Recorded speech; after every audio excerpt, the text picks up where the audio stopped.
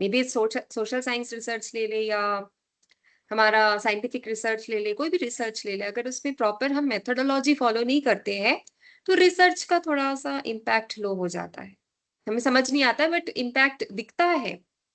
बहुत सारे रिसर्च आप टेक्सचुअल एनालिसिस वगैरह सब देख रहे होंगे बट अगर उसका सिग्निफिकेंस नहीं दिखेगा, तो फिर लोग उसको पढ़ेंगे क्यों? लोग उससे क्यों इंस्पायर होंगे? हम तो एज़ अ रिसर्चर हम जाके थीसिस देखते हैं, बिकॉज़ हमें उसकी नीड है, हमें उससे डेटा चाहिए। बट हमारे अलावा कोई और है जो उस डेटा पे रिलाई कर रहा है? Is there anyone else? Policies जो बनाते हैं, क्या वो देख रहे हैं हमारे डेटा को? अगर नहीं देख रहे तो क्यों नहीं देख रहे? Why? There is no value added point here. क्या पॉलिसी जो बनाते हैं, वो देखते हैं सोशल साइंस रिसर्च को? कोई वो वैल्यू एडिशन नहीं है तो कुछ नहीं देखेंगे ना ma'am. Something catch away point रहेगा तभी कोई देखेगा।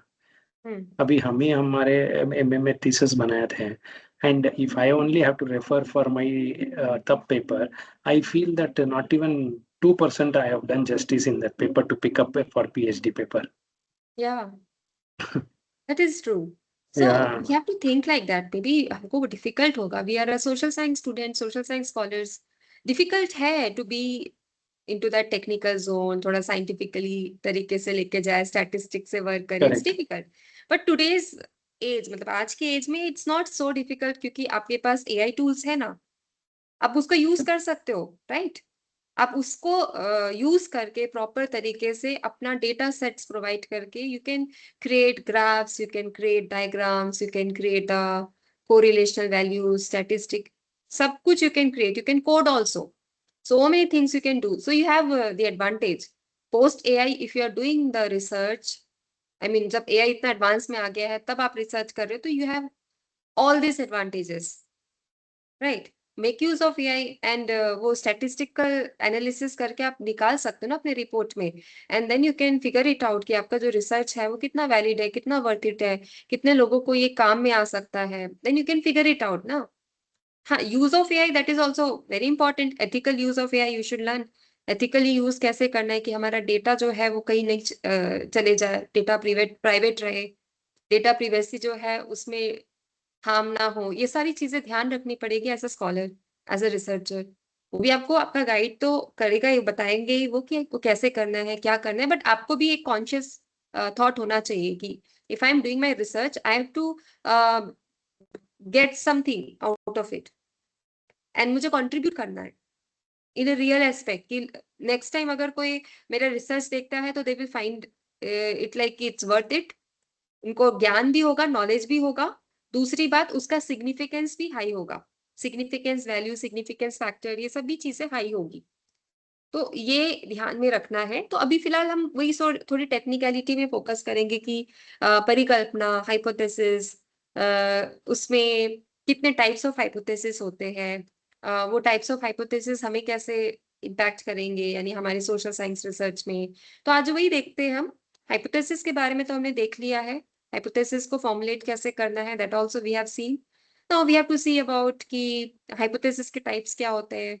नल हाइपोथेसिस क्या है, अल्टरनेटिव हाइपोथेसिस क्या है, डायरेक्शनल नॉन डायरेक्शनल हाइपोथेसिस ये सब क्या होता है, इसके बारे में थोड़ी अंडरस्टैंडिंग रखनी है ताकि एग्जाम पॉइंट ऑफ व्यू जब आप आरएम के एग्जाम्स देंगे from that point of view also it will be beneficial for you and also for having a basic understanding कि ये सब चीजों को हम अपने जो वर्क है उसमें कैसे इम्प्लीमेंट कर सके, तो इसका भी एक आइडिया होना चाहिए। तो अभी तक तो I think it is very clear to both of you कि हाइपोथेसिस क्यों जरूरी है, हमें अपने सोशल साइंस रिसर्च में भी क्यों हाइपोथेसिस लेना चाहिए, और हम वो जो सिग्निफिकेंस वैल्यू जो हम ये बुक आपने देखा है, just I will share with you wait a second.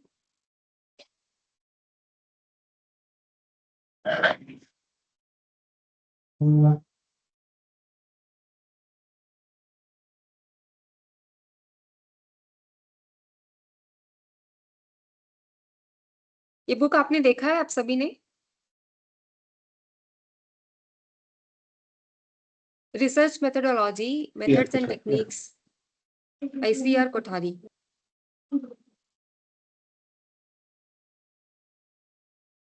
So according to this book, जो वैल्यू होना चाहिए, सिग्निफिकेंट एरर का वैल्यू, यानी कि कितना परसेंट हम चांस ले सकते हैं सोशल साइंस रिसर्च में रिगार्डिंग अवर हाइपोथेसिस। अगर हम कुछ कल्पना कर रहे हैं, कुछ परिकल्पना कर रहे हैं कि हमने जो भी अभी आज डिस्कस किया है, या मतलब जो भी हम रिसर्च कर रहे हैं वो सच है, वो प्रमाणिक है, तो इसमें हम कितना परसेंट चांस ले सकते हैं। जैसे कि मैंने आपको बोला साइंटिफिक रिसर्च में इट्स 1% चांस, 0.001। अब यहाँ पे है only 5% chance we can take, सिर्फ 5% चांस वी कैन टेक। यानी कि अगर हम 95% मान रहे कि ये सच है थीसिस, तो we can go ahead with it, हम उसको आगे पहुंचा सकते हैं, यानी कि उसको आगे पास कर सकते हैं। 95% अगर चांस है, यानी we can take 5% risk, 5% risk we can take in social science research. तो ऐसा बहुत सारे पॉइंट्स है जो कि इस पर्टिकुलर बुक में बताया है। Even sampling design, research design, methods of data collection, lots of things. Because आपका सोशल साइंस रिसर्च है, तो यहाँ पे जैसे आप मेथड्स ऑफ डेटा कलेक्शन में आप देख सकते हो, इंटरव्यू मेथड है, collection of data through questionnaire, collection of data scholars through scholars something is written। या so यही ये रहेगा सारे मैम, यही तो चारों ही methods रहेगा, है ना, क्वांटिटी, ये सब क्वालिटी methods। या हाँ, literature. yes yes। Because experimental we can't give, no ma'am. Ours is hmm literature topic, so we can't give experimental or any formula based anything. Exactly We can't exactly give. True true. तो इसी वजह से ये कुछ methods तो हमें मालूम होने चाहिए ना, कि हमें कौन से मेथड्स यूज आएंगे। मैम ये बुक शेयर कर अ, सकते हैं मैम आप? हाँ, I will share this book. Yeah and what else. So okay, let us start for today. आज का जो टॉपिक है हाइपोथेसिस का, we'll start जी with मैम। it। थोड़ा सा रिवाइज कर लेंगे and then we will start by understanding about the types of hypothesis।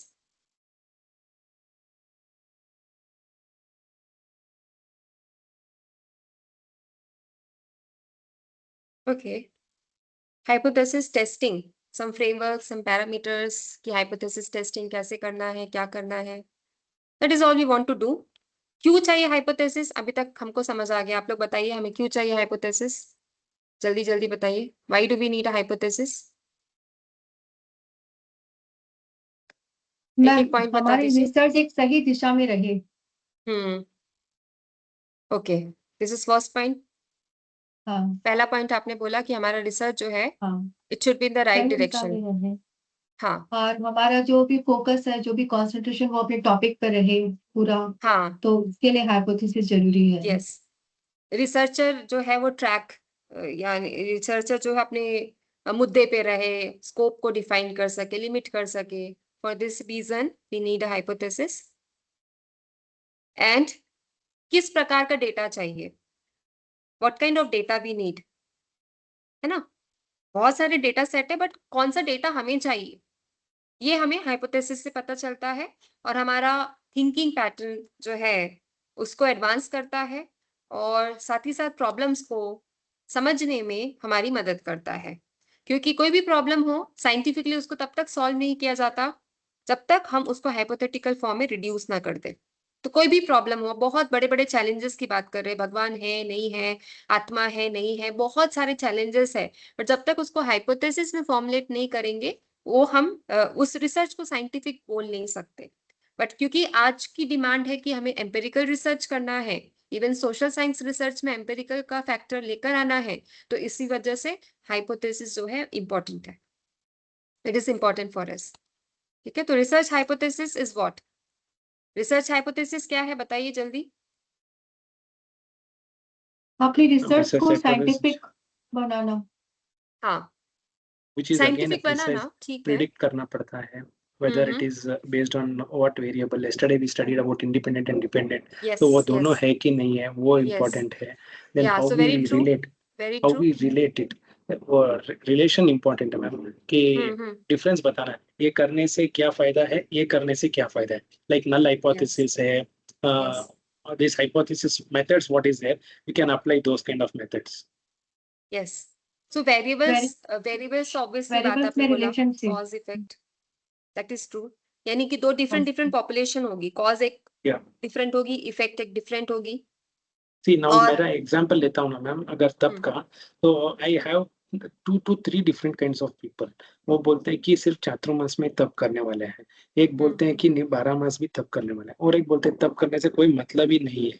So I have 3 categories, but इसको मैं अभी हाइपोथेसिस में लेके आना है तो आई can say give a statistical review that saying that by doing this, what is my population, how many people agree to this, how many people don't agree to this, if they agree what is the benefit, if they don't agree what is their benefit and what is their causes। ऐसे में दूंगा तो वो hypothesis के role में आ जाएगा ना।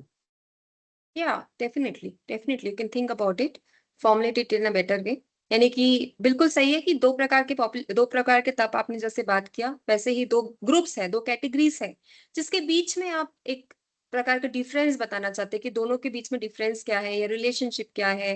एक फैक्टर है, जैसे आपने तप की बात की, एक फैक्टर है, उसको बढ़ाने से दूसरे फैक्टर में क्या असर होगा, यानी कि तप से हमारे शरीर में क्या असर होगा। तो ये दो चीजों के बीच में हमें बैलेंस फाइंड आउट करना है, और वो बैलेंस फाइंड आउट करने के लिए हमारा जो हाइपोथेसिस है वो हमें हेल्प करता है, वो दोनों के बीच में एक बैलेंस फाइंड आउट करने के लिए। तो स्ट्रॉन्ग हाइपोथेसिस कैसा होना चाहिए, ये हमने कल बात की। फटाफट आप पॉइंट बताइए, कौन कौन से पॉइंट्स हमें रखने हैं for a strong hypothesis. Ma'am clarity होनी चाहिए उसमें। क्लैरिटी यानी नो एम्बिशियस जार्गोन, वेग टर्म्स, गुड, ये सब भी जार्गोन है ना।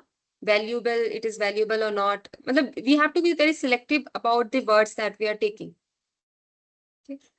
And for that you should be having the vast knowledge of the literature. आपको अपने लिटरेचर का आइडिया होना चाहिए, जितने बार आप जितना हो सके आप पढ़िए, क्योंकि उससे आपका जो फ्यूचरिस्टिक जो प्रॉब्लम्स का सॉल्यूशन आप देख रहे हो उसके बारे में एक अवेयरनेस आएगा, और सेकंड थिंग आपको एक आइडिया आ जाएगा कि कॉम्प्लेक्स जो प्रॉब्लम है उसको हम कैसे सॉल्व कर सके। तो बेटर है कि every day we have to read a lot so that we have this framework, we have this mindset. फिर हाइपोथेसिस जो है टेस्टेबल होना चाहिए, और क्या था बताइए। फेस्टिवल होना चाहिए, स्पेसिफिक वो होना हमारे चाहिए, कितना क्लियर काम होना में है चाहिए, उतना ही लेना कंसाइज होना पड़ेगा। चाहिए, हाँ, यस टेस्टिबिलिटी होनी चाहिए उसमें, यस और रॉन्ग भी प्रूव हो सकती है।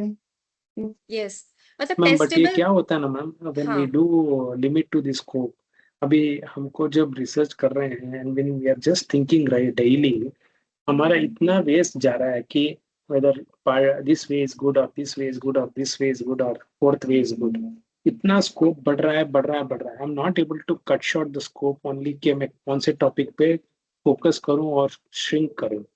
That is where I am facing difficulty. तो मैं हम्म हाइपोथेसिस जब भी सोचता हूँ दो एंगल का, इंडिपेंडेंट एंड इंडिपेंडेंट, और एनी अदर मॉड्यूल दैट ये करने से क्या है एक नहीं करने से क्या है, I totally get lost because I am missing that scope is where I have to limit.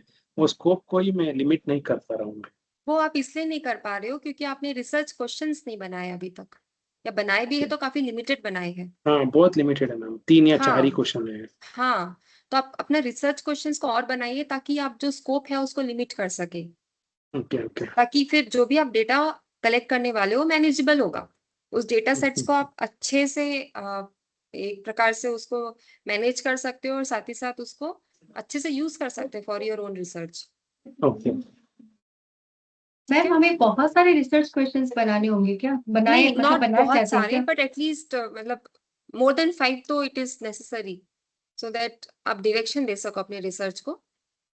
तो हमें सारे क्वेश्चन का आंसर देना होता है अपने रिसर्च में ना, ड्यूरिंग रिसर्च में? You should be having the idea, आपको एटलीस्ट आइडिया तो होना चाहिए कि उसका आंसर क्या हो सकता है।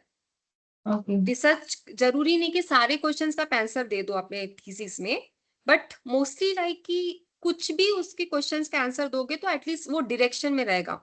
इट्स लाइक इट्स सॉर्टेड, उसको पाथ पता है, आपकी रिसर्च कौन से डायरेक्शन में जा रहा है, that would be very much aligned to your own goals. Otherwise it happens कि आप डेटा कलेक्ट, यानी कि आपका सवाल ये है कि तपस्या से हमें अपने मानसिक रोग को खत्म करना है। फिर अगर आपने इसको इस पर्टिकुलर सेट पे फोकस नहीं किया, अपने माइंड को इस पे यानी कि इस रिसर्च क्वेश्चंस पे अपने आप को फोकस नहीं किया, तो क्या होता है कि आप ऐसे भी डेटा सेट ले लेते हो जो आपके कोई काम की नहीं। जैसे कि आपने ले लिया कि खान पान की आदत से कैसे हम तपस्या को स्ट्रॉन्ग कर सकते हैं, ये हमारे रेगुलर हैबिट से कैसे हम तपस्या को अच्छा कर सकते हैं। बट यहाँ पे आप देख सकते हैं, यहाँ पे इसकी जरूरत नहीं थी, क्योंकि रिसर्च क्वेश्चन क्या था, तपस्या से कैसे हम अपने रोगों का निवारण कर सकते हैं, उसका सॉल्यूशन निकाल सकते हैं, ये हमारा क्वेश्चन था। बट हमारा डाइवर्शन तो कहाँ हो गया, खाने पीने में चला गया, एक्सरसाइज में चला गया, तपस्या के प्रकारों पे चला गया, बहुत सारे डाइवर्शन हो रहा है जो कि हमें करना ही नहीं है। तो अगर रिसर्च क्वेश्चंस बना के रखते हैं तो हमारा माइंडसेट सही रहता है कि हमें इसी पे काम करना है, इसी क्वेश्चंस पे काम करना है और हमें डाइवर्ट नहीं होना है। तो लेकिन मैम इसलिए जहाँ हम तब तब का टॉपिक लेते हैं, सॉरी मैम मैंने आपको नहीं बीच नहीं में नहीं, कोई बोला, बात नहीं, बताइए। हाँ एक्चुअली वो क्वेश्चन आता है ना, फिर मैं भूल जाती हूँ आपसे पूछना। जैसे अभी आपने बोला तब का, जैसे अब हम मेरा फोकस है कि तब मान लीजिए तब के द्वारा रोगों को ठीक किया जाता है या हम अपनी हेल्थ प्रॉब्लम को क्योर कर सकते हैं, लेकिन तो उसमें आहार भी तो खान पान भी तो हमारा एक इम्पोर्टेंट फैक्टर हो सकता है। तो टॉपिक हाँ, तो इससे रिलेटेड यदि हम क्वेश्चन बनाते हैं तो ये डाइवर्सन कहाँ हुआ? बट आपको क्वेश्चन बनाना है ना डाइवर्शन पहले। नहीं, ये क्या हो रहा है, even I have got the same feeling ma'am. अभी तपस्या करते हैं, पालना करते हैं, पालने के हिसाब से हमारी तपस्या में थोड़ी सत्ता मिलती है करके हम समझते हैं। But when we talk no, अभी वो डाइवर्ट क्यों हो रहा है, मीन्स ये टॉपिक से है related but it is taking in other direction ma'am. ये मेरे को भी यही थॉट आ रहा है, बट हाउ अगर शुड आप वी लिमिट दैट? या यस, अगर आप रिसर्च क्वेश्चन नहीं बनाते हैं, आपको तपस्या से आपको रोगों का निवारण इस पे जाना है, और आपने सोचा उस समय थीसिस के टाइम पे कि क्यों ना मैं खाने पीने पे भी फोकस करूं, क्यों ना मैं एक्सरसाइज पे भी फोकस करूं, क्योंकि वो भी तो जरूरी है। बट क्या हो रहा है, आपका टाइम वेस्ट हो रहा है, आपका थीसिस फिर तो ऐसे कभी कंप्लीट ही नहीं होगा। आपका हाइपोथेसिस कुछ और था, रिसर्च क्वेश्चन कुछ और था, और आप अपने थीसिस में कोई और ही डेटा कलेक्शन कर रहे हैं, फिर तो आप कभी सॉल्यूशन यानी कंक्लूजन में आ ही नहीं पाएंगे। आपका ऐसी डेटा कलेक्शन चलते रहेगा चलते रहेगा चलते रहेगा, फिर यही आप हो रहा है कंफ्यूज मैम, हो यही जाएंगे हो रहा पूरी है तरीके पूरा से। मेरे साथ, तो पूरा यही हो रहा है मैम। हाँ, इसी वजह से हमें प्रॉपर तरीके से हमारा रिसर्च क्वेश्चंस बनाने हैं, हमारी हाइपोथेसिस बनानी है, उसको समझना है हाइपोथेसिस क्या है, इतना करना पड़ेगा। ये बहुत इंपॉर्टेंट है, कंपलसरी है, उसका कोई सेकंड ऑप्शन है ही नहीं। Yes ma'am. अगर रिसर्च मेथोडोलॉजी सीख रहे हैं, यानी कि हम रिसर्च को व्यवस्थित करना सीख रहे हैं, एक सिस्टमेटाइज करना सीख रहे हैं, और जब सिस्टमेटाइज कर रहे हैं तो उसके कुछ पैरामीटर्स हैं आरएम के, जैसे रिसर्च क्वेश्चन हो गया या हाइपोथेसिस, अगर हम वो पैरामीटर्स ही फॉलो नहीं करेंगे तो हमारा आगे ही नहीं बढ़ेगा, और आगे भी बढ़ेगा तो वो एक जगह स्टक हो जाएगा। फिर एक बार ऐसा लगेगा अब इससे आगे मैं क्या करूं, मतलब ऐसा भी लगेगा। बट अगर आपके रिसर्च क्वेश्चंस रेडी है तो आपको पता है कि इस क्वेश्चन का मैंने आंसर दे दिया, अब मुझे इस क्वेश्चन का आंसर देना है जो कि मेरे टोटली टॉपिक से अलाइंड है। मतलब आप अपने टॉपिक से नहीं भटकेंगे। बहुत बार ऐसा रिसर्चर्स के साथ होता है कि उनका टॉपिक कुछ और रहता है, उनका डेटा कलेक्शन कुछ और रहता है, उनका कंक्लूजन कुछ और रहता है, नो अलाइनमेंट। बहुत बार ऐसा होता है, तो तभी ये लग रहा बिल्कुल भी मैम, सवाल नहीं आना समटाइम्स आई चाहिए। गेट सो डिस्टर्ब दैट मैं सोच रहा हूँ कि टॉपिक ही चेंज कर दूं क्या। हाँ, वो ये होता सब है। आता है मैम दिमाग में। टॉपिक तो टाइटल तो आपको फॉर्मुलेट करना ही पड़ेगा सही से, वो तो आपको गाइड वगैरह वो हेल्प करेंगे ही, उसमें कोई सवाल नहीं है। बट ये सब जो टॉपिक तो आप देखिए बाद में चेंज कर सकते हैं, बट अगर आपका रिसर्च क्वेश्चंस, अगर एटलीस्ट आपने 10 क्वेश्चंस बनाए, उसमें से 5 आपके गाइड ने सिलेक्ट किया, तो आपका आपका जो एफर्ट है वो वेस्ट नहीं होगा। एटलीस्ट 5 क्वेश्चंस तो सिलेक्ट हुआ, तो फिर वो 5 क्वेश्चंस पे आप आंसर कर सकते हो अपने थीसिस पे। क्योंकि टाइटल तो एनीवेज वो तो चेंज होता ही है through out your journey, because काफी सारे उसमें क्राइटेरियाज देखने रहते हैं कि रिसर्च वर्थ इट है या नहीं है, और ये लिटरेचर को एडवांसमेंट लेवल तक लेके जाएगा कि नहीं जाएगा, और इसमें कोई जो थीसिस डिफेंस होता है उसमें कोई प्रॉब्लम तो नहीं आएगी, चैलेंजेस चैलेंजेस तो नहीं आएगा। इस प्रकार का काफी सवाल होता है जो कि गाइड को सोचना पड़ता है, और वो गाइड आपको हेल्प करते हैं इसी में कि कैसा आपकी थीसिस की टाइटल अच्छी हो सकती है। बट आपका क्या काम है एज अ स्कॉलर, एटलीस्ट आपके रिसर्च क्वेश्चंस तो रेडी होने चाहिए, आपके हाइपोथेसिस तो रेडी होने चाहिए, क्योंकि अगर वही नहीं हुआ तो फिर एंड ऑफ द डे आपका जो काम है वो कंप्लीट नहीं होगा। स्टक हो जाएगा। गाइड को भी इतने काम रहते हैं कि वो आपको डायरेक्शन इतने लेवल तक नहीं दे सकते जितना कि आप अपने टॉपिक के बारे में दे सकते हो। Okay, now let us move ahead. जब अब हम हाइपोथेसिस के बारे में तो सीख चुके हैं, अब हम एक एक करके टाइप्स ऑफ हाइपोथेसिस को पढ़ेंगे कि हाइपोथेसिस कौन कौन से हाइपोथेसिस होते हैं। अब यहाँ पे जैसे कि आप सबसे पहला देख सकते हो यहाँ पे, that is the null hypothesis. ठीक है, this is the null hypothesis. अब इस हाइपोथेसिस को बोलते हैं हाइपोथेसिस ऑफ नो डिफरेंस, यानी कि जो वेरिएबल्स है एकदम उसमें कोई डिफरेंस ही नहीं है। तो कोई भी ऑब्जर्व डिफरेंस अगर है भी तो वो एक्सीडेंटल है, या तो सैम्पलिंग में कुछ प्रॉब्लम है या इंस्टेबिलिटीज है उसकी वजह से। तो ये एक ऐसा हाइपोथेसिस है जो कि रिसर्चर्स मोस्टली डिसअप्रूव करते हैं, इसको एक्सेप्ट नहीं करते हैं नल हाइपोथेसिस को। और इसमें एक स्पेसिफिक यानी कि नल हाइपोथेसिस को रिजेक्ट करने का भी उनको कोई वैल्यू रहता है। जैसे कि एग्जांपल पे आप देख सकते हैं, मेज variety A gives the same yield per hectare as variety B. यानी कोई आपकी सब्जी है, कोई आपने मेज लगाया, वो आपने एक जगह पे लगाया, खेत में लगाया, एक लैंड में लगाया जिसको आप ए बोल रहे हो, तो उसमें जो आपका रिजल्ट या आउटपुट आया, सपोज कि आपका 1 किलो आउटपुट आया या 2 किलो आउटपुट आया, that is almost same as जो कि आपने दूसरे लैंड में लगाया। यानी इसमें कोई डिफरेंस नहीं है। दोनों जो लैंड में आपने खेती की, वो दोनों लैंड का जो प्रोडक्ट आया दैट इज ऑल सेम। वो दोनों प्रोडक्ट में या दोनों के आउटपुट में कोई डिफरेंस नहीं है। अब जब कोई डिफरेंस नहीं है तो आप अगर रिसर्च करना चाहते हैं कि इस पर्टिकुलर फील्ड में अगर मैं ट्रेडिशनल मेथड्स यूज करती हूँ खेती के लिए तो मेरा आउटपुट अच्छा आएगा, ऐसा मैंने एक रिसर्च फॉर्मुलेट किया, हाइपोथेसिस मैंने क्रिएट किया। अब इसके लिए मैंने ये पाया कि जो मेरा खेत 1 था, जो कि मेरा एक्सपेरिमेंटल का पार्ट था, जिसमें मैं अपने मेथड्स यूज कर रही थी, ट्रेडिशनल मेथड्स यूज कर रही थी, तो उसका जो आउटपुट आया वो ऑलमोस्ट सिमिलर था जो कि रेगुलर फील्ड में आता था। बट मतलब कि अगर दोनों में सेम वैल्यूज आया तो मेरे जो मेथड्स थे उसका कोई यहाँ पे यूज ही नहीं हुआ। तो that is called null hypothesis. Null hypothesis in the sense कि दोनों जो वेरिएशंस थे, दोनों जो वेरिएबल्स थे, उसका जो बोल सकते हैं ना कि एक प्रकार से डिफरेंस, output is same. हाँ, output is same, there is no difference, so that we called as hypothesis of no difference.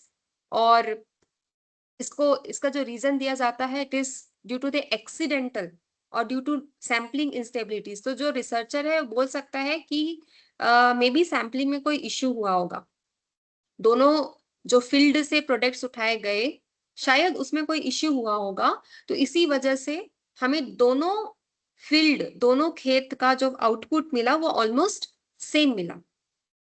ठीक है, तो इसको ही हम बोलते हैं नल हाइपोथेसिस, जहां पे हमें कोई डिफरेंस नहीं दिखता हमारे वेरिएबल्स के बीच में।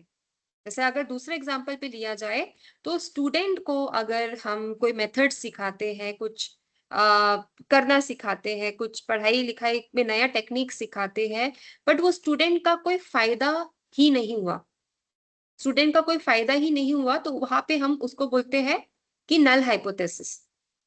नल हाइपोथेसिस इन द सेंस कि मैंने जो हाइपोथेसिस लिया, मैंने जो परिकल्पना की, उसका कोई भी कंट्रीब्यूशन नहीं आया सोसाइटी में, उसका कोई भी एक प्रकार से आउटपुट नहीं आया।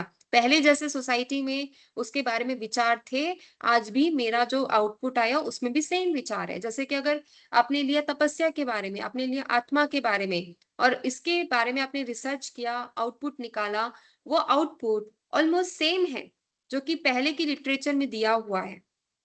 तो that is called as null hypothesis, यानी कि कोई मेजर डिफरेंस नहीं आया, आपके वर्क की वजह से कोई भी चेंजेस नहीं आया, कोई भी कॉन्ट्रीब्यूशंस नहीं आया, तो वहां पे हम बोलेंगे नल हाइपोथेसिस। तो मोस्टली जो रिसर्चर है वो नल हाइपोथेसिस को मैंने डिसअप्रूव करता है, नल हाइपोथेसिस को आगे लेके नहीं जाना चाहता है, बिकॉज अगर कोई डिफरेंस ही नहीं आएगा तो आपको रिसर्च किस बात का। So mostly the researcher disapprove this form of hypothesis which we call as a null hypothesis. Okay, so अब alternative hypothesis जो है it's totally opposite. Opposite कैसे कि null hypothesis के opposite होगा, यानी कि कुछ रिलेशनशिप बताएगा वो दो वेरिएबल्स के बीच में जिसको रिसर्चर प्रूफ करना चाहते हैं। यानी अगर हमने ये सेम एग्जांपल लिया तो यहाँ पे मैं बोल सकती हूँ कि maize variety A gives some amount of difference, maybe 500 quantities more than what has been produced in variety B. तो ये मेरा आउटपुट जो है उसमें आपको चेंजेस दिख सकता है, डिफरेंस दिख सकता है, थोड़ा डिफरेंस रहेगा। हाँ, यस। तो ऑल्टरनेटिव हाइपोथेसिस उसको बोलते हैं जो कि नल हाइपोथेसिस का उल्टा है। और तो हम जब भी रिसर्च करते हैं we can give even null hypothesis का example and even alternative hypothesis का भी एग्जांपल दे सकते हैं ना?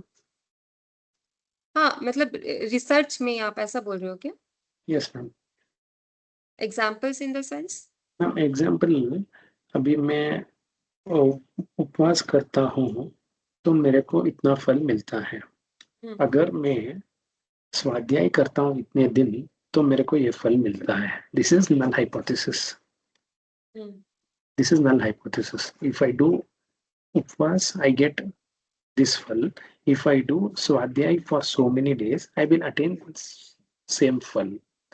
But if I take in alternative hypothesis, I will contradict the null hypothesis, saying that नहीं, उपवास करने से आप सिर्फ आपके आहार को कम किया है और आपकी कर्म को निर्जरा की है।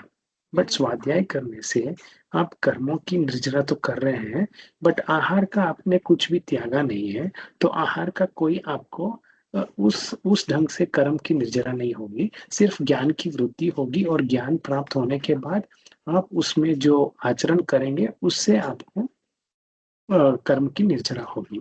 So this I am contradicting from null hypothesis to alternative hypothesis with the same example. I am contradicting. So can I give like this the instances? हाँ, एग्जांपल्स को अगर देना है तो दे सकते हैं। इन योर आरएम पेपर में आप दे सकते हो। अगर क्वेश्चन पूछा है तो you can give such kind of examples. अच्छा। बट मुझे ऐसा लगा कि आप इसको नल हाइपोथेसिस को लेकर रिसर्च में क्या करने का सोच रहे हो। वो भी है। हाँ, that also is there. That how I should segregate.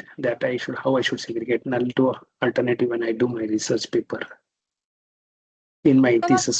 Focus करिए ना, नल हाइपोथेसिस लेना ही नहीं है।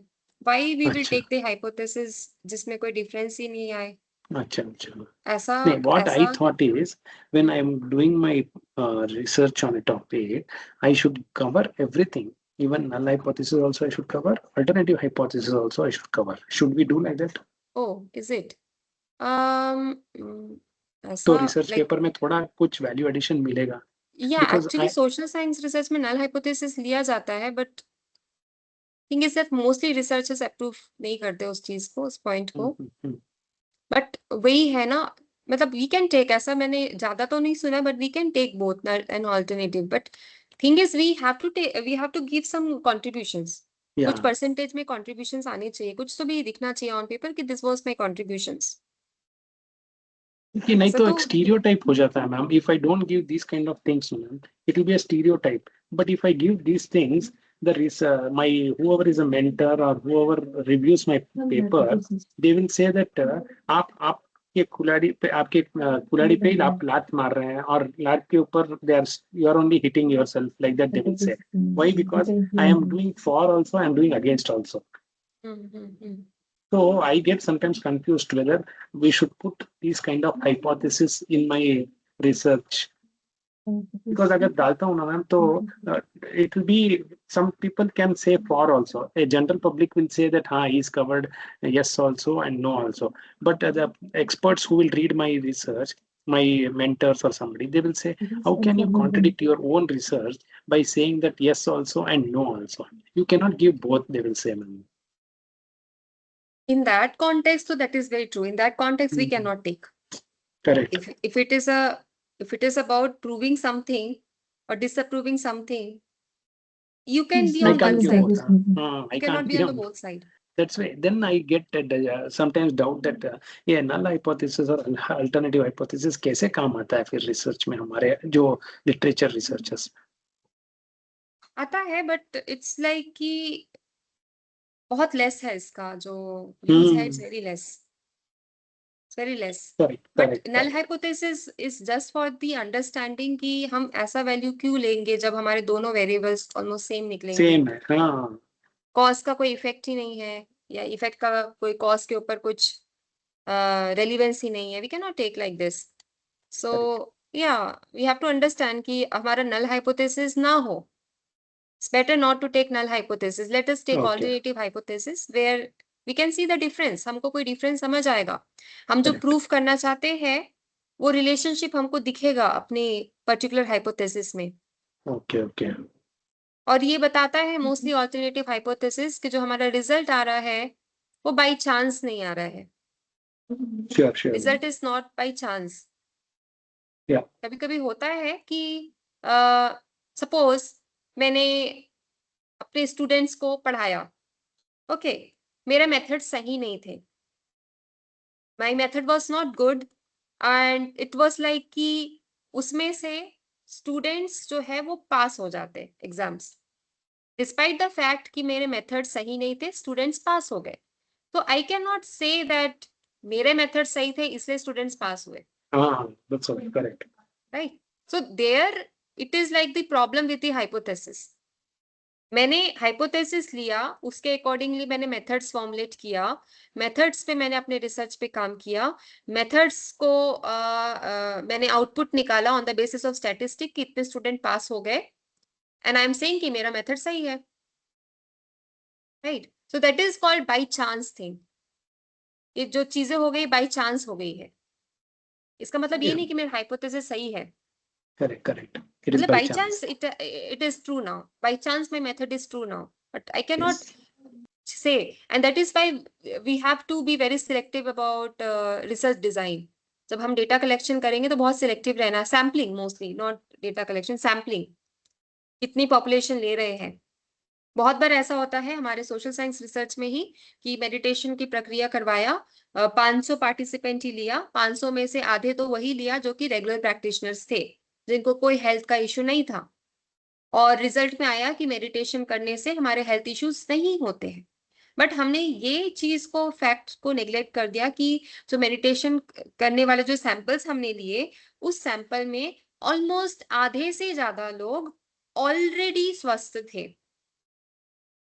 मैं ऐसा रिसर्च कर रही हूँ कि मेरे मेडिटेशन प्रोसेस से लोगों की बीमारी खत्म हो जाती है. ये मेरा रिसर्च है. ठीक है. और मैंने ऐसे सैंपल लिए और उस सैंपल में आधे से ज्यादा लोग स्वस्थ थे. तो फिर कौन सी बीमारी खत्म होगी? मतलब मेरा सैंपलिंग गलत है. भले मेरी हाइपोथेसिस सही हो गई, मैंने जो अल्टरनेटिव हाइपोथेसिस लिया वो सही हो गई, बट मेरी सैंपलिंग तो गलत है. तो उस सैंपलिंग के बेसिस पे मैं ऐसा नहीं बोल सकती हूँ कि मेरा hypothesis is proven to be true and therefore my research is true. है ना. मैं ऐसा नहीं बोल सकती ना क्योंकि मेरी सैंपलिंग वहां पे गलत है. इज इट राइट और नॉट? समझ आ रहा है अरुणा जी? Yes ma'am. मतलब एक क्लैरिटी मिल रही है ना आपको कि कैसे ये सारी चीजें वर्क करती है. बहुत बार होता है हमारे रिसर्च में. It happens a lot of time. Right.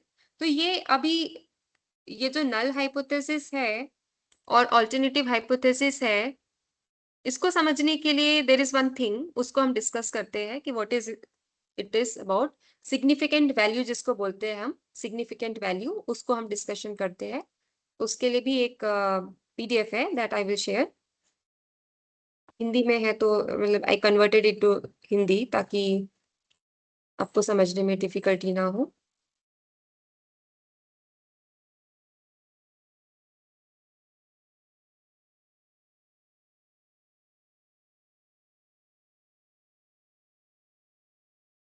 Just open.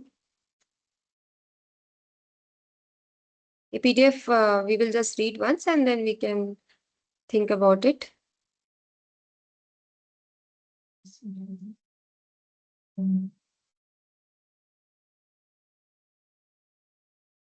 वही खुल गया ना, सेम थिंग हैज हैपेंड.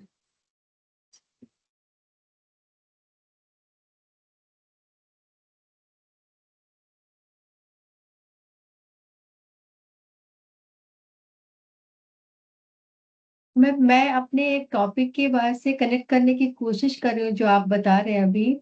जैसे मैं सोच रही हूँ कि जैसे मेरा टॉपिक का एक पार्ट है जैसे जाति स्मृति, मतलब पूर्व जन्म का ज्ञान। तो स्मृति और जाति स्मृति मतलब कैसे हाँ. कनेक्टेड है?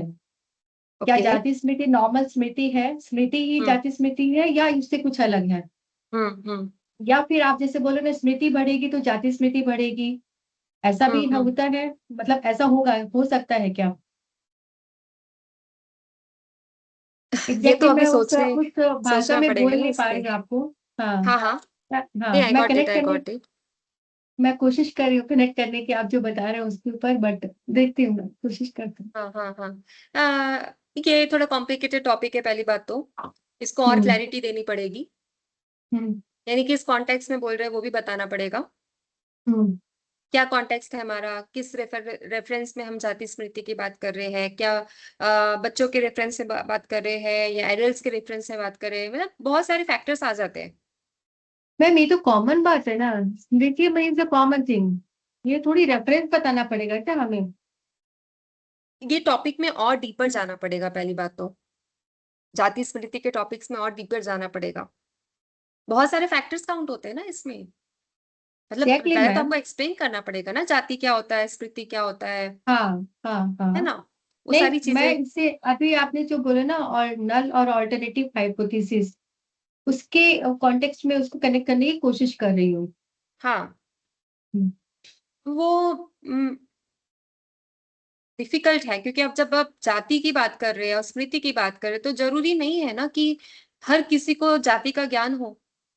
स्मृति होने के बावजूद भी हर किसी को जाति का ज्ञान हो, क्या ये जरूरी है? नहीं मैम, जाति अलग नहीं है इसमें, स्मृति और जाति स्मृति दो अलग अलग टर्म है। एक होता है हाँ हाँ नॉर्मल स्मृति हो गया, एक हो गया जाति स्मृति। हाँ. नॉर्मल स्मृति में मतलब अभी ओके हम वर्तमान में जो भी याद कर रहे हैं ना वो हमें याद रहता है, ओके दैट इज ओके. हाँ. नॉर्मल स्मृति, मेमोरी हमारी। और एक हम्म. जाति स्मृति मतलब पूर्व जन्म की स्मृति। तो हाँ. ये इन दोनों में क्या अंतर एग्जैक्टली है? अंतर है एग्जैक्टली या नहीं एग्जैक्टली है? वही वही मैं हम्म, बोल रही हूँ. जाति स्मृति मतलब अगर आप पूर्ण जन्म का ले रहे हो तो पहले तो वही सवाल आते हैं, पूर्ण जन्म है नहीं है, बहुत हाँ। सारी बात आ जाती है इसमें. हम्म, तो पहले तो आपका रिसर्च स्टेटमेंट ही क्लियर नहीं है, मतलब समझ नहीं आ रहा है आप रिसर्च स्टेटमेंट किस बारे में बोलना चाहते हो. जाति स्मृति के बारे में, जाति स्मृति के एग्जिस्टेंस के बारे में बोलना चाहते हैं, क्या वो है या नहीं है, ओके। नहीं मैं मतलब किस हाइपोथेसिस विषय में बोलना चाहते हैं, उसमें क्लैरिटी मैं लाना हाइपो पड़ेगा ना. हाँ हाँ हाँ हाँ, ठीक है। हाँ, वो क्लैरिटी तब तक नहीं आएगी तब तक हम्म, कैसे होगा. और इसी वजह से आपका जो रिसर्च स्टेटमेंट है, रिसर्च क्वेश्चन है, हाइपोथेसिस है, ये सारी जो बेसिक चीजें हैं वो क्लियर होनी चाहिए.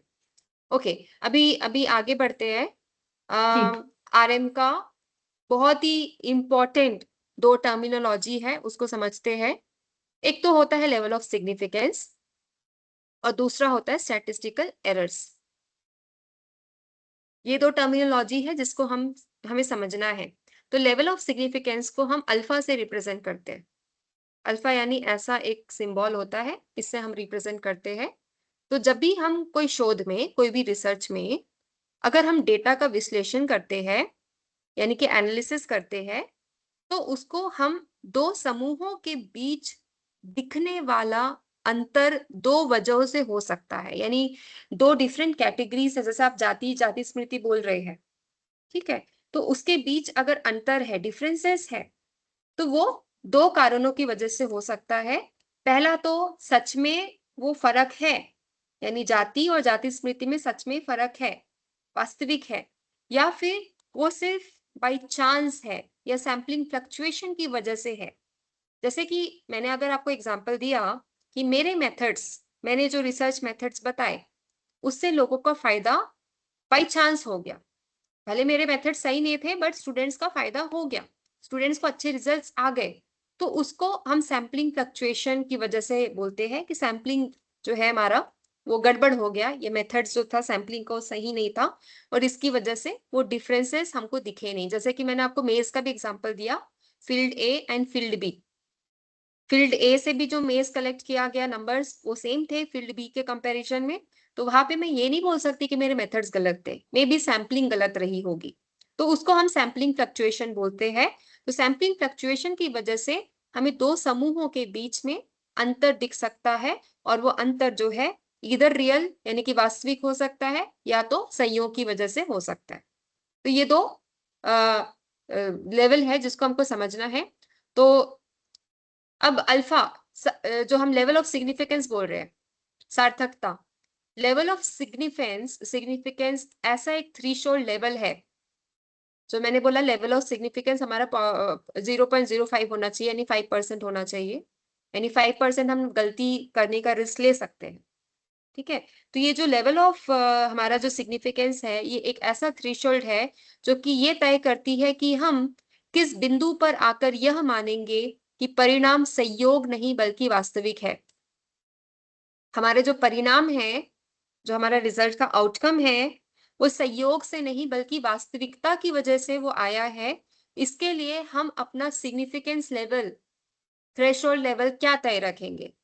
तो अगर हमारा सिग्निफिकेंस लेवल, अगर मैं बोलती हूँ कि मैं 5% अपना लेवल रखती हूँ, यानी 5% मैं मानती हूँ, 5% मैं बोलती हूँ कि मेरा जो भी रिसर्च किया है उसका जो आउटकम है वो रियल रिसर्च की वजह से हुआ, यानी कि मेरे मेथड सच में काम करते हैं, इसकी वजह से मेरे को आउटकम दिख रहा है। इसका मतलब ये है कि मैं रिस्क उठाने के लिए तैयार हूँ, रिस्क उठाने के तैयार हूँ कि 5% ऐसा चांस हो सकता है कि मेरा जो रिसर्च है वो सही है और 95% चांस हो सकता है कि मेरा जो रिसर्च गलत है। बट अगर हम 0.05% अगर बोलते हैं, इसका मतलब ये है कि 95% चांस हो सकता है कि मेरा रिसर्च सही है और ओनली फ्यू परसेंट 5% चांस हो सकता है कि मेरा रिसर्च गलत है। तो ये लेवल ऑफ सिग्निफिकेंस हम सोशल साइंस रिसर्च में ले सकते हैं। तो 95% मैं कॉन्फिडेंस के साथ बोल सकती हूँ और सिर्फ 5% रिस्क लेने को मैं तैयार हूँ। तो आपका जो भी हाइपोथेसिस है, जब चयन करते हैं हाइपोथेसिस का और उसके नल वैल्यूज, यानी जो नल वैल्यूज है उसको आप समझते हैं और साथ ही साथ आप ये लेवल ऑफ सिग्निफिकेंस लेके चलते हैं और अपने रिसर्च के मेथड से बताते हैं कि आपका 5% मतलब 0.05% आप रिस्क लेने को रेडी है for your research. For medical research 0.01%, सिर्फ 0.01% ही वो रिस्क ले सकते हैं, क्योंकि अगर उन्होंने रिस्क लिया, दवाई काम नहीं की तो पेशेंट का नुकसान होता है। ठीक है, तो ये परसेंट यानी कि लेवल ऑफ सिग्निफिकेंस अल्फा क्या है इसको समझना है। दूसरा, जैसे कि इसके बारे में बात कर रही थी कि टाइप 1 एरर होता है, इसे सांख्यिक की भाषा में फॉल्स पॉजिटिव या झूठा सकारात्मक परिणाम कहा जाता है। स्थिति असल दुनिया में कोई अंतर या प्रभाव नहीं है, बट हमारी जो परिकल्पना है वो सत्य हो गई। जैसे मैंने आपको जब एग्जाम्पल दिया था, क्या एग्जाम्पल दिया था टीचिंग का, कि मेरी मेथड सही नहीं है बट फिर भी लोगों का फायदा हो गया, तो वो हो गया टाइप 1 एरर की वजह से। ठीक है, तो यहाँ पे मेरी सैम्पलिंग गड़बड़ हो सकती है और सैम्पलिंग के साथ साथ मेरा डेटा कलेक्शन भी गड़बड़ हो सकता है। ठीक है, तो ये टाइप 1 एरर हो गया। और दूसरा टाइप 2 एरर जिसे हम फॉल्स नेगेटिव या झूठा नकारात्मक परिणाम कहा जाता है। तो असल दुनिया में प्रभाव या अंतर तो मौजूद है, बट हमारी जो शून्य परिकल्पना है यानी जो नल हाइपोथेसिस है वो हमारी गलत है। ठीक है, तो नल हाइपोथेसिस का सही या गलत होना दैट ऑल्सो मैटर्स, क्योंकि उसे हम अपने टाइप 1 एरर या टाइप 2 एरर के हिसाब से समझा सकते हैं लोगों को, रिसर्चर्स को, या हमारे जो भी एकेडमिक स्कॉलर्स है, गाइड है, उसको समझा सकते हैं कि हमारा रिसर्च असल दुनिया में प्रभाव करता है कि नहीं करता है। ये डिस्कस कर लेते, फिर हम इस पॉइंट पे डिस्कशन करेंगे। तो लेकिन आपका शोध, हाँ, यहाँ तक हो गया।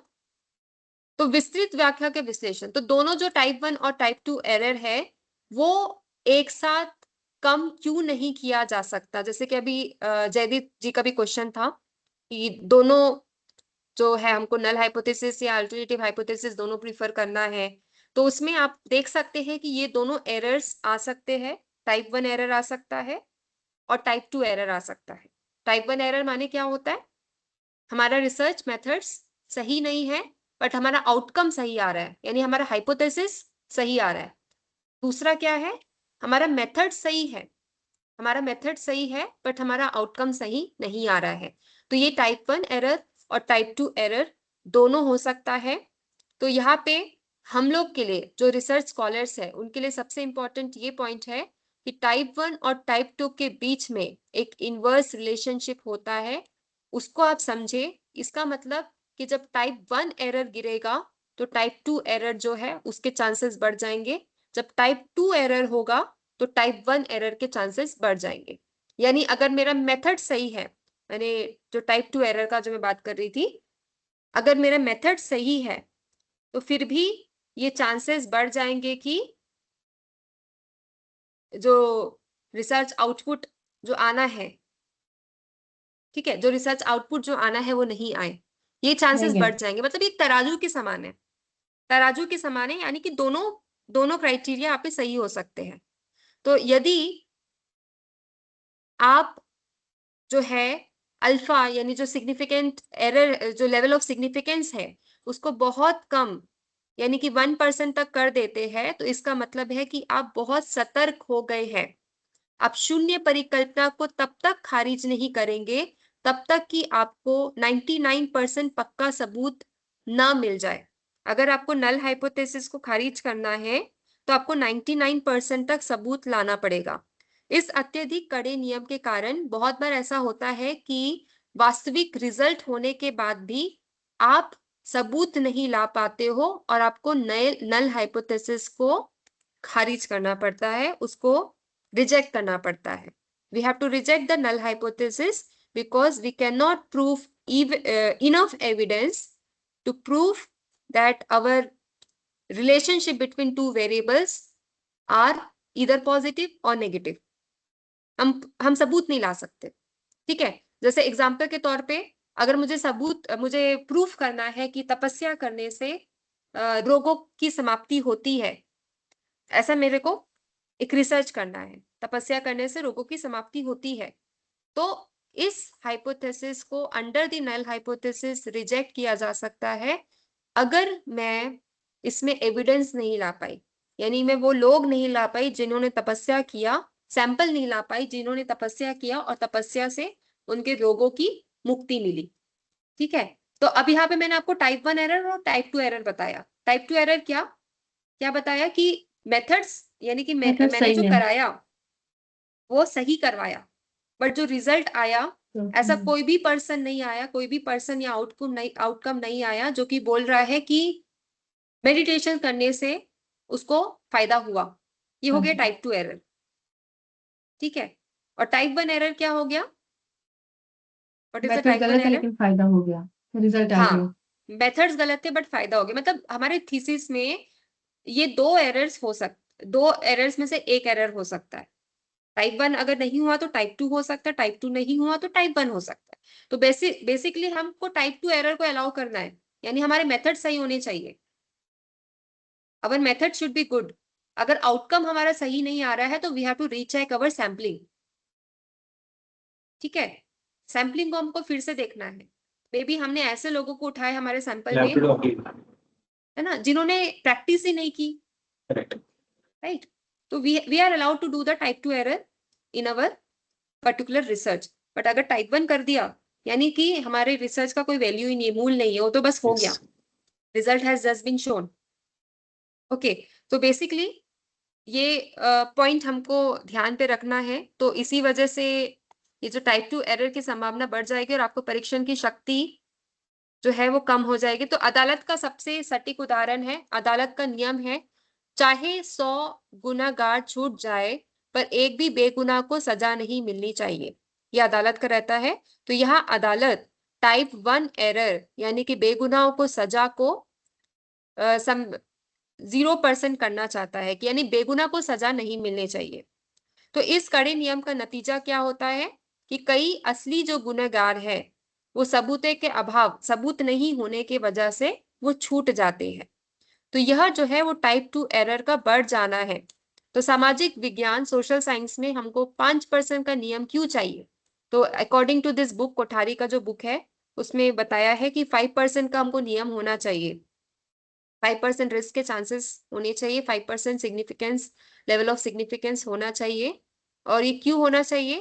ताकि जो हमारा रिसर्च है, अगर उसकी प्रोबेबिलिटी रेट इतनी है कि हम जो कर रहे हैं उसका हमको 95% चांस मिल रहा है कि वो सच है, बट 5% ओनली चांस मिल रहा है कि वो गलत है, तो दैट शुड बी अलाउड, है ना?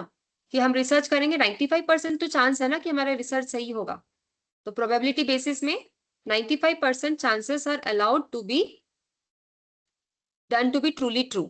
ओके, तो ये बात है। ओके, अब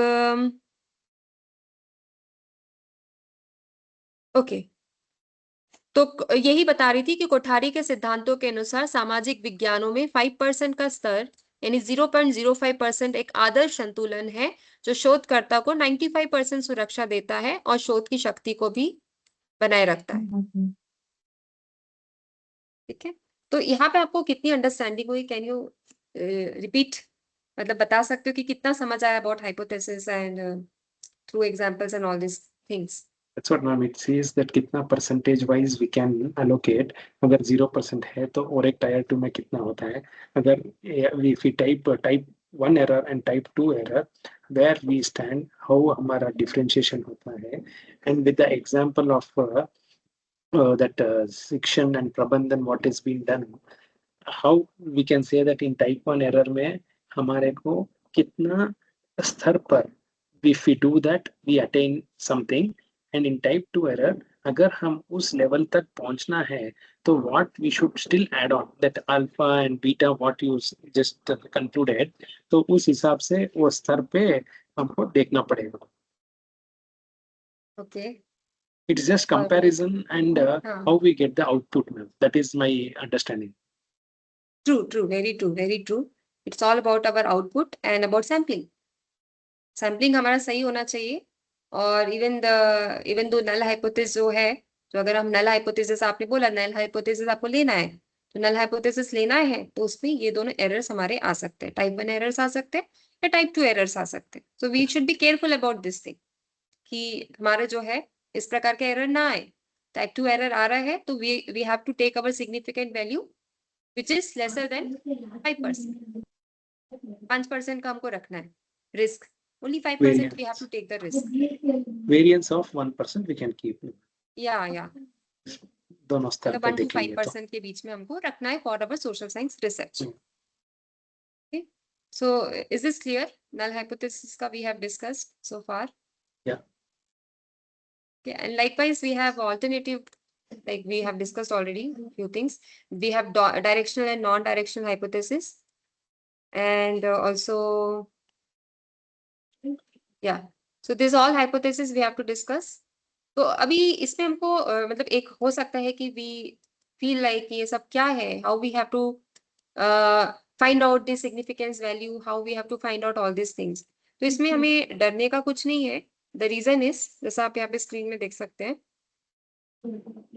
the reason is we have all this test, statistical test, जो कि हम सैम्पलिंग की मदद से करते हैं। ठीक है, सैम्पलिंग की वजह से करने के बाद हमको अपना सिग्निफिकेंस वैल्यू पता चलता है। तो अभी हमको वैल्यू पता नहीं चलेगा बिकॉज अभी तक हमने सैम्पलिंग वगैरह कुछ इसकी स्टडी नहीं की है। सैम्पलिंग करने से ये सारे टेस्ट के थ्रू हमें अपना सिग्निफिकेंस फैक्टर, सिग्निफिकेंस वैल्यू समझ आता है और हमें ये समझ आता है, ये प्रूफ कर पाते हैं कि हमारा रिसर्च कितना वैलिड है। तो जैसे मैं आप लोग को बोल रही हूँ कि एम्पेरिकल रिसर्च करना है, तो एम्पेरिकल रिसर्च ऑब्वियसली बात है हमारे सैम्पलिंग से होगा। सैम्पलिंग कैसे होगी? आपके इंटरव्यूज, डेटा कलेक्शन, जो भी आप मेथड्स यूज करते हो उससे आपकी सैम्पलिंग होगी। और सैम्पलिंग की हेल्प से आप कोई भी टेस्ट यूज करके, यहाँ पे जो टेस्ट दिख रहे हैं, टी टेस्ट, जेड टेस्ट, जी स्क्वायर, ये टेस्ट यूज करके आप सिग्निफिकेंस वैल्यू निकाल सकते हैं। If significance value is lesser than 5% or something, then your research works because आप नल हाइपोथेसिस जो है उसको रिजेक्ट कर रहे हो and you are saying that there is contribution in your research, right? Otherwise it is like it is the same thing, right? तो इतना इतना कंसेप्ट क्लियर हो रहा है आप लोग को, समझ आ रहा है? It's getting clear? Yes, ma'am. Yes, ma'am. Okay, all right. So आप लोग फिलहाल हम लोग जैसे जैसे आगे बढ़ रहे हैं, आप लोग से यही रिक्वेस्ट है कि अपने रिसर्च पे काम करिए, क्योंकि फिर उसमें मजा आएगा, क्योंकि आगे सैम्पलिंग वगैरह पढ़ेंगे, टाइप्स ऑफ सैम्पलिंग पढ़ेंगे, तो फिर आपको लगेगा कि अब मैं अपने रिसर्च में कैसे सैम्पलिंग करूं, राइट? रिसर्च क्वेश्चन तैयार है तो फिर वो सैम्पलिंग जब करेंगे तो फिर आपके दिमाग में ये क्वेश्चन क्लियर हो जाएगा कि how I can do my sampling. So framework तैयार हो जाएगा पूरे रिसर्च का। ओके, सो जैसे जैसे हम जो जो टॉपिक्स कवर कर पा रहे हैं वो टॉपिक के बेसिस में आप अपने रिसर्च का डिजाइन तैयार कर सकते हैं। Yes, ma'am. Okay okay, Yes, ma'am. All right then अभी we will wind up. Okay, see you in the Jai. Next class. जय जिनेंद्र, thank you. Thank you. Thank